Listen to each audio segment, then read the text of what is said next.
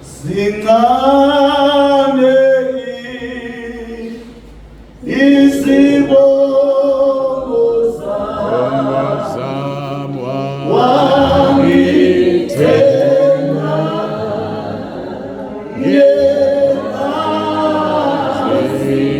singane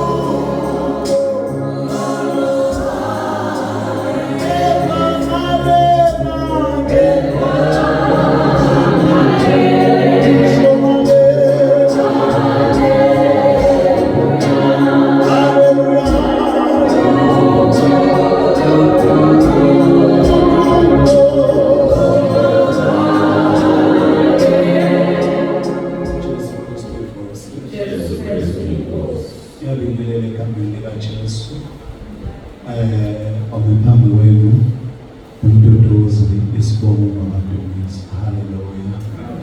Umntwana kaNkulunkulu osindisiwe, uNkulunkulu omenzela umsusu nosuku. Hallelujah. Ngiyabingelela umphostoli, abapostoli Thibande, umama Story Thibande, omama bonke, obaba nabantu abasha nabancane. Egameni likaJesu, UJESU KRISTU INKOSI. Hallelujah. UJESU KRISTU INKOSI. Bazalwane, ngizoletha ubufakazi ukuthi kumnandi ukuba sekhaya lethu. Ngimzwe ubuhlungu umuntu ovedane ephuma, ngoba sishumayezekile, inkinga sifundisekile. Hallelujah. Sishumayezekile impela, kushunyayelwa njalo, kodwa inkinga ifundisa njani bazalwane? Asifundisekile. Ngikona bazalwane, inkinga yethu bazalwane nje uhlala silalele. Hallelujah. So ngiyambonga kakhulu uNkulunkulu ukuthi ungiphile ithuba lokuthi ngibe khona ekhaya lethu lokuthi ngidlalele. Ngangokuthi ma kukhona izinto ezingecayo, injumayelo nani ngiba buhlungu. Hallelujah.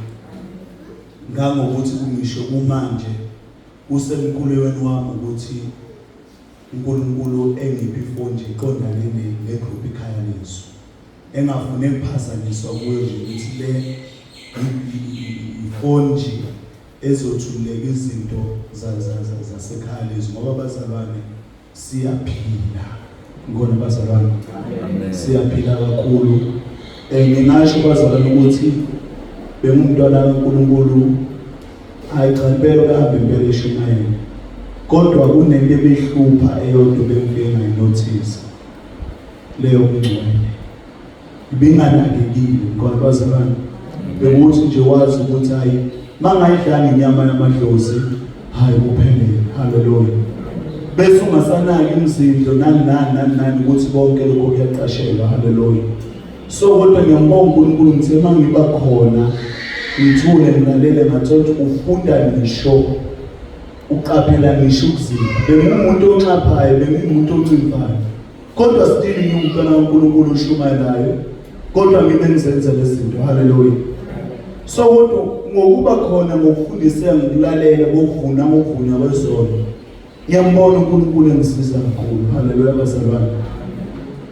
Into ebiyinkinga ubethi umuntu nomeshumayela bazalwane, ngigadiwe nonkosikazi, kodwa kunento ebefika ihlupha ngithi nginonkosikazi njalo ayikanongo mnazi kanongo bilapha. Hallelujah. Amen. Kanti ilokhu mase ngithi ngiyayinothisa lento lapho kade ngikhona sonke ebesibizwa ngabafundisi besinenkinga yodwa yenkanongo. Abanye bebeze beboshelwe yini bazalwane? Inkanongo. Hallelujah.